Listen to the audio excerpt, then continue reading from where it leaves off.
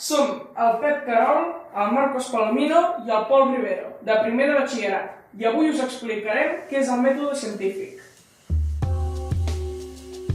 El mètode científic consisteix en una sèrie de passos que utilitzem per observar un fenomen i aprendre d'ell. Per exemple, posem que volem saber quina de les pastilles al mercat es dissol més ràpidament. Aquesta és la nostra pregunta, la primera part del mètode científic. La següent seria fer diverses hipòtesis, que és el que amb les dades actuals creiem que podria ser la resposta. Per exemple, pot ser que no tots els comprimits es dissolguin al mateix temps.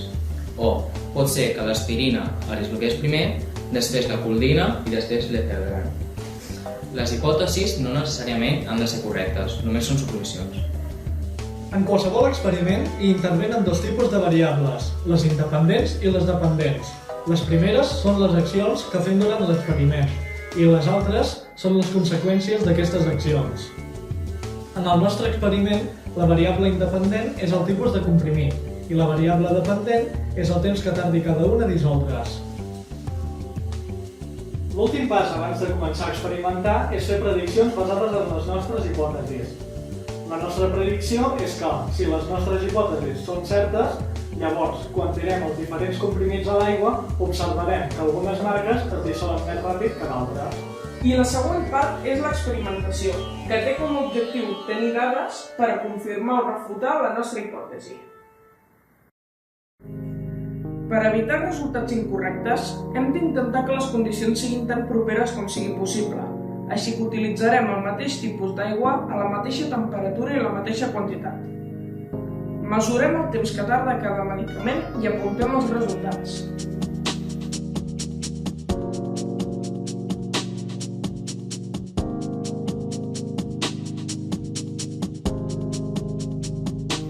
Quan mesurem alguna cosa és possible fer errors, així que és preferible repetir la mesura diversos cops, anomenats rèpliques, i fer la mitjana d'aquestes per a un resultat més precís.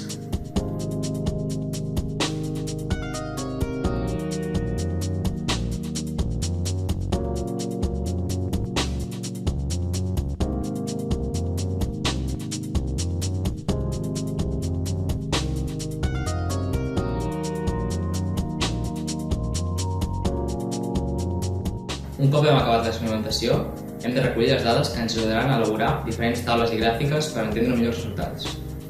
Nosaltres hem dividit el temps entre la massa de les pastilles per a saber quants segons tarda cada gram de comprimit a desfer-se. I hem vist que la coldina ha sigut el comprimit que s'hi dissol més ràpid, amb 15,2 segons per gram, seguit de l'aspirina, amb 22,5 segons per gram, l'efedrin, amb 23,1 segons per gram, i el frenadol, 38,9 segons per gram.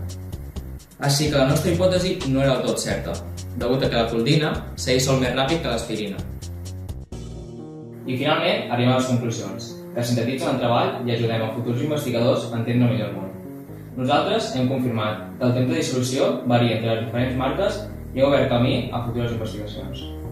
Pot ser que sigui a petita escala, però hem aportat el nostre granet de sorra a la ciència, i aquest és l'autèntic significat del mètode científic. Moltes gràcies i fins a la pròxima!